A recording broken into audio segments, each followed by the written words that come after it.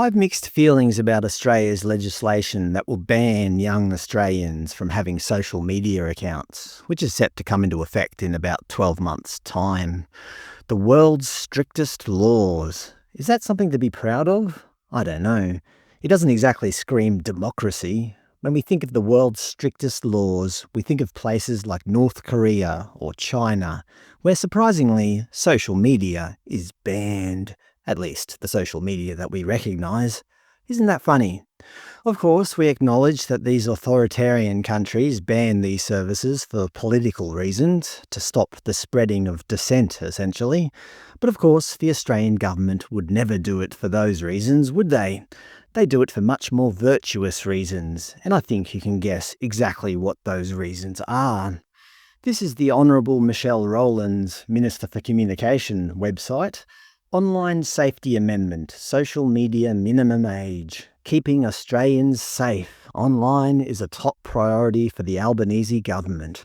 The Prime Minister himself said, "We've passed important legislation to keep our kids safe online." And there it is. "Why can't I use Snapchat?" asks the teenage girl. "I'm keeping Australians safe." Safety, the constant refuge or bastion for authoritarian regimes, allowing them to consolidate power under the guise of protecting the populace. Tyrants and dictators alike often frame their actions as necessary for national security or public safety, using it as a pretext to curtail freedoms, suppress dissent, and maintain control. This tactic often creates a climate of fear, where people are more willing to accept restrictions on their rights in exchange for perceived safety. We achieved all this by banning Twitter, plus everything else on the harmful internet.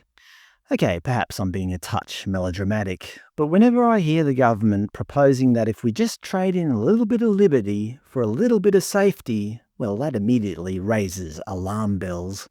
Logically, the only way to implement such a ban would be to verify the ID or age of everybody using social media. Children won't have to provide it because they're underage, but every other person in Australia will have to prove their age, and I can't see any other way of doing that other than by providing the big tech giants with some form of identification or age verification, which obviously raises a whole bunch of privacy concerns.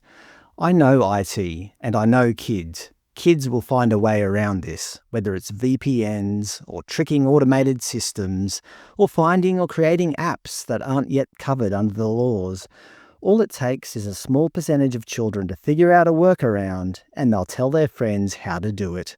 You can count on it. It's naive to think otherwise. Don't get me wrong, I agree social media can be really harmful to children, but it can also be harmful to adults. Does that warrant the government stepping in and banning it for children? I think not. I think that's a step too far.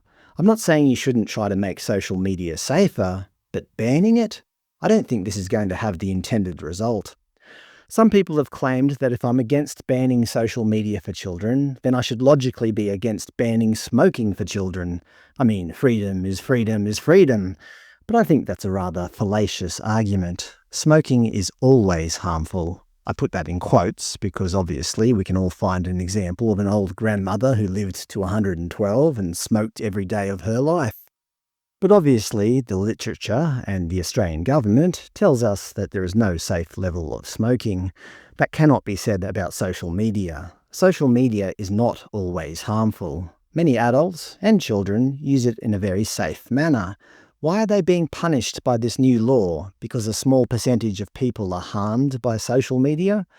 One could posit that schools are harmful to a small percentage of children. Should we ban schools? No, of course not. We figure out the problem and we try to deal with it. That's what we should do with social media, not ban it. Obviously, not every senator supported this legislation. Labor and most of the coalition voted for the legislation. The entire crossbench voted against the bill, including Independents, One Nation, the Greens, United Australia Party.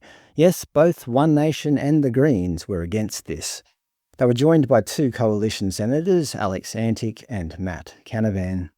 Even the news networks are questioning elements of this ban. The Guardian, protecting or restricting? The effect of social media bans on the big dreams of young Australians.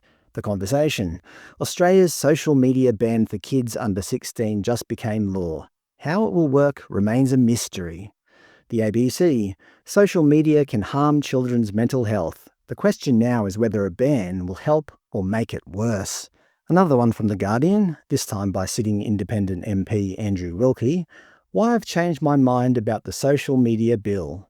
The ban is a blunt instrument that will silence the voices of young people instead of placing the onus on tech companies to protect them. He basically states that social media for many young people is a place to build community and ensure they don't feel alone, and maybe the only place some of them feel safe to seek support. And we're going to rip that all away from them in the name of safety. As I said, it's unrealistic to believe that young people won't find ways to circumvent this ban, potentially driving them to more unregulated spaces where their safety can't be assured.